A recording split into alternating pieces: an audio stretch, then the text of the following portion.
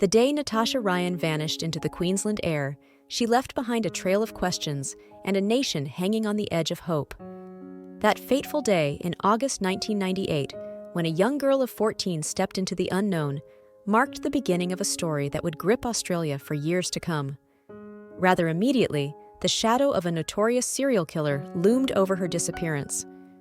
A man by the name of Leonard Fraser had become a suspect in the disappearance of young women in the area. The community began to mourn another life they believed had been cruelly taken by Fraser. As the cases against Fraser solidified, his guilt a seeming certainty as he faced the grim allegations in 2003, the general consensus was that Natasha's chapter had tragically been closed. Then came the twist no one saw coming. In the midst of legal proceedings, the deceased walked in and made an appearance. Natasha was alive, tucked away in the most ordinary of places, a cupboard in her boyfriend's house, just a heartbeat away from where her disappearance had torn her family's world apart. While Natasha hid in plain sight, a nation's bewilderment crescendoed. Her emergence from the shadows during Fraser's trial turned the spotlight from a narrative of tragedy to one of scandal and survival. Natasha and her partner, Scott Black, chose to ride the wave of media frenzy, their story a coveted secret sold to the highest bidder, stirring as much judgment as fascination. In fact, they ultimately sold the news of their marriage to Women's Day for $200,000. The ripple effects of her decision to remain hidden raised piercing questions about the assumptions that had driven the search and the trial, leaving legal experts and the public wrestling with the implications of a justice system misled. Stay tuned as we dare to look closer at the intricate tapestry of Natasha Ryan's life, the truths that lie beneath, and the echoes of a mystery that refused to be fully silenced. The disappearance. In a town where news typically revolves around mundane daily life, the sudden vanishing of a young girl sent shockwaves through the community. Natasha Ryan, a mere 14 years old, had disappeared, and her disappearance coincided with the dark cloud of a string of missing girls and young women haunting the Rockhampton area. The community's sense of safety crumbled with the assumption that Natasha, too, had fallen victim to a local serial killer. The morning Natasha disappeared, her mother dutifully dropped her off at school. But as the hours passed, it became alarmingly clear that something was amiss. Natasha was nowhere to be found, and there had been no witnesses to her assumed abduction. Yet, because her disappearance took place during a chilling period in Rockhampton's history, it was assumed that Natasha had become another name on the list of the sinister predator, Leonard John Fraser. Her name quickly became a rallying cry, as friends and family embarked on a frantic search for the missing teenager. Police and volunteers from the State Emergency Service scoured the area of Rockhampton, desperately hoping for any sign of the young girl. But as the days turned into weeks, then months, hope began to wane, and the desperation grew. Natasha's mother, Jenny Ryan, was haunted by the torment of not knowing her daughter's fate. She spoke with a mother's grief when she said, "I don't believe Natasha would have let me go through all the pain if she was out there." It was widely known that Natasha was no ordinary teenager. She was a troubled soul. She had been suspended from school, had experimented with various drugs, and had even resorted to self-harm. Her wrists bore the scars of her inner turmoil, and she had been in therapy to help navigate the tumultuous sea of adolescence. As the investigation into her disappearance continued, the hope of finding Natasha alive grew dimmer. The town's despair deepened, and the air of grim inevitability settled in. Natasha's family eventually came to terms with the heart-wrenching reality and held a memorial service on what should have been her 17th birthday, a bittersweet farewell to a daughter who would never grow older. The accused. Leonard John Fraser, infamously known as the Rockhampton Rapist, was a menacing presence that cast a long shadow over the community. For 22 years, he unleashed a reign of terror on women, leaving a trail of unspeakable horrors in his wake. His criminal activities spanned the late 1990s and early 2000s, primarily in the Rockhampton area of Queensland, Australia. Fraser's crimes were particularly brutal and heinous, resulting in his high-profile status in Australian criminal history. One of the most disturbing aspects of Fraser's crimes was the seeming randomness of his victims, which added an element of unpredictability and terror to his spree. The police investigation into his activities was extensive, involving numerous law enforcement agencies and leading to a high-profile trial.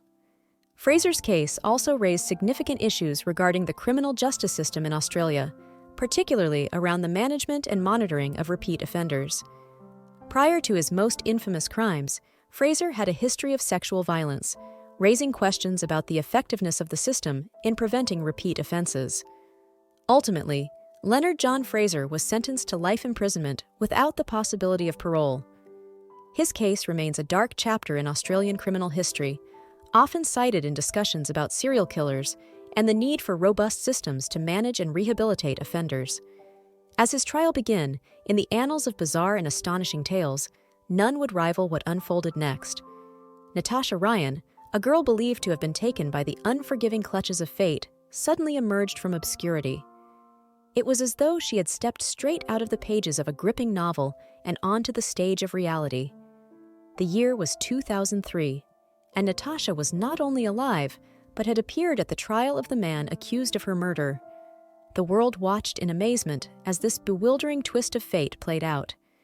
The story had taken a turn that no crime writer could have concocted, and it wasn't long before investigators realized that Fraser had no ties to Natasha Ryan. The explanation. Natasha had spent 5 years in the most unconventional of hiding places. Hidden just 2.5 miles from her family's residence, she had managed to convince everyone that she was, in fact, deceased. But her secret life in a cupboard was a tale that would leave even the most imaginative minds perplexed. A month prior to her shocking vanishing act, Natasha had run away from home, seeking solace in the company of her 22-year-old boyfriend, Scott Black. Their relationship had ignited controversy from the outset. In fact, during an earlier disappearance, she had been found after just 2 days, and Scott Black had been fined for obstructing the police during the search. He claimed at the time that he helped Natasha because she had threatened to end her own life. The discovery. In a surprising twist, long after Natasha's family believed she was gone forever, an anonymous note believed to be sent by a relative of Scott Black, Natasha's boyfriend, provided the crucial tip. It contained a simple, powerful message. Natasha Ryan is alive and well. The discovery of Natasha Ryan in a house in North Rockhampton on April 10, 2003, was as startling as it was unexpected. For nearly 5 years, Natasha, who had vanished without a trace, was presumed dead by her distraught family and the wider community. The revelation that she had been living a mere 4 kilometers from her family's home, hidden from the world in a cupboard, sent shockwaves through the town and raised a multitude of questions. Natasha's disappearance had initially sparked a massive search effort. The community, law enforcement, and her family had scoured the area, following every lead and tip, but to no avail. The mystery of her sudden vanishing had baffled authorities and haunted the community.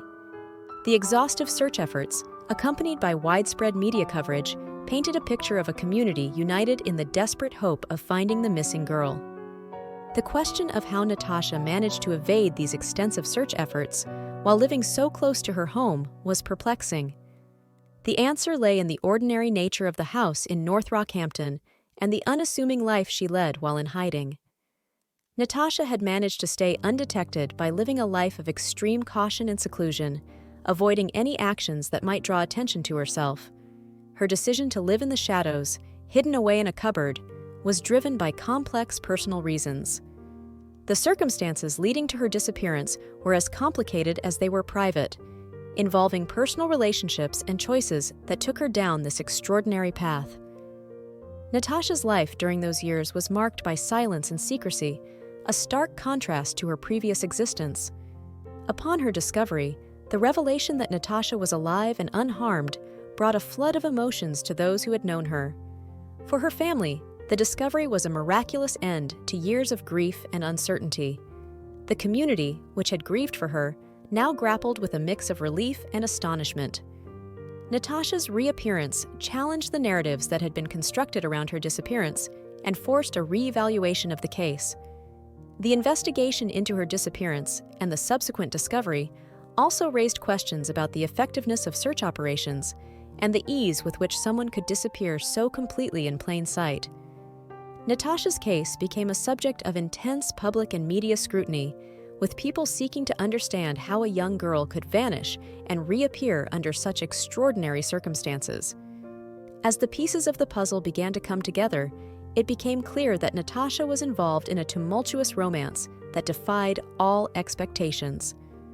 Police documents showed the staggering costs incurred during the search for Natasha. A total of $151,000 had been poured into the investigation into her supposed murder, a staggering sum for a case built on false assumptions. This discovery led to Natasha's presence at her own murder trial. Her testimony would shed light on the years she spent in hiding and her involvement, or lack thereof, with Leonard Fraser. As the trial unfolded, the truth became even more complex, challenging the town's preconceived notions about the young girl who had gone missing 5 years earlier. The reveal. It was during the 5 years that Natasha was considered missing that she had been leading a clandestine existence, hidden away from the world in her boyfriend Scott Black's house. Their love had transformed into an unusual refuge, one that compelled her to remain hidden in plain sight. They resided in Scott's beachside house in Yeppoon, where they wandered the shores under the shroud of nightfall, living in their own world away from prying eyes. One might wonder how a couple living so close to the people searching for Natasha could remain hidden. The answer was both bizarre and baffling. When visitors arrived at Scott's home, Natasha would retreat to hide in cupboards, an unconventional solution that defied all logic. The couple also chose to keep their curtains perpetually drawn, sealing themselves off from the outside world and the endless search efforts for Natasha. Natasha Ryan's emergence from the shadows not only shocked her community, but also raised questions about the legal ramifications of her deceptive disappearance. As the truth about her elaborate ruse came to light, the legal system had to grapple with the implications of her actions and the impact on the search efforts and the justice system. The new court battle. In 2005, Rockhampton District Court Judge Grant Britton handed down sentences that sought to address the deceit in the investigation into Natasha's murder. Scott Black, who had played a central role in aiding Natasha's subterfuge, received a 3-year jail sentence. However, his sentence was suspended after just 12 months. Natasha, too, faced her day in court. In the same year, she was found responsible for a false police investigation and was slapped with a fine of $1,000. Nonetheless, there was an unexpected twist in this legal saga. Magistrate Annette Hennessy determined that Natasha did not have the financial means to pay the substantial costs associated with the investigation. However, Scott Black, who had been actively involved in facilitating Natasha's disappearance, faced further legal consequences. He was convicted and fined $3,000, along with an order to pay $16,000 towards the investigation costs. Understandably, the extraordinary nature of Natasha Ryan's story had captured international attention, with media outlets clamoring to hear her side of the tale. The emotional roller coaster that began with the news of her disappearance was further compounded by the revelation of how much she and Scott were paid to share their story. While the legal system had dealt with the consequences of Natasha's actions, the court of public opinion weighed in, questioning whether the couple should repay the hundreds of thousands of dollars spent on the search effort and the court costs incurred during the false murder charge against Leonard Fraser. It was a story that fascinated and perplexed in equal measure, leaving a lasting mark on the town of Rockhampton and the world at large. The next chapter. In the aftermath of the legal consequences and the media frenzy, Natasha Ryan and Scott Black faced the daunting task of rebuilding their lives. After all, they were not just a couple with an extraordinary tale, but parents as well. Natasha, who had once hidden in plain sight, had to find her place in a world that knew her as the girl who disappeared. Their love story, which had been veiled in secrecy for years, took a new turn when they decided to make it official. On September 29, 2008, Natasha and Scott tied the knot, a wedding that garnered substantial media attention. Their story had become a whirlwind of fascination, and they were reportedly paid $200,000 by Woman's Day for the exclusive rights to share their story before and after their wedding day. Love had endured the strangest of trials, and they were committed to a future together. As the years passed, Natasha and Scott expanded their family. By 2011, they had 3 children, aged 7, 5, and 1. Natasha, who had once walked a path shrouded in deception, was now on the journey of motherhood, striving to create a stable and loving environment for her children.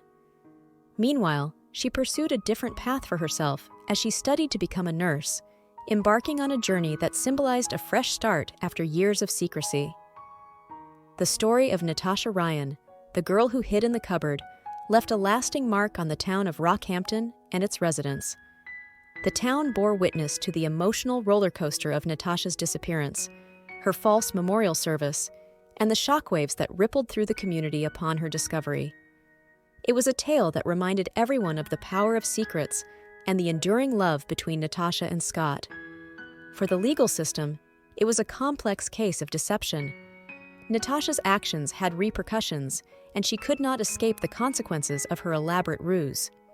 For Natasha, the mystery of her actions persisted. She commented, "I know why I left. I'm not sure my mom and my sister completely know all the reasons. I'm not sure it would make any difference saying why I left. I feel whatever I say wouldn't be good enough for the pain I've caused my family." As the world turned its gaze toward her, the complexities of human nature and the power of love and secrecy remained at the forefront of Natasha Ryan's story. Leonard Fraser, who had been wrongly accused of Natasha's murder, met his own demise. He died of a heart attack in 2006. In the face of unimaginable challenges and legal consequences, Natasha and Scott had forged a life together. Their wedding, the birth of their children, and Natasha's pursuit of a nursing career exemplified their determination to build a future beyond the shadows of their past. Natasha Ryan, the girl who hid in the cupboard, had redefined the boundaries of love, deception, and the enduring human spirit. Her story would continue to fascinate and intrigue, a testament to the complexity of human experience. Join the conversation. Drop a comment to share your thoughts and insights. Don't forget to hit that like button and subscribe for more captivating content. Thanks for tuning in to Really Unreal. Join us next time for a deep dive into another fascinating case. Stay curious, stay connected, stay with Really Unreal.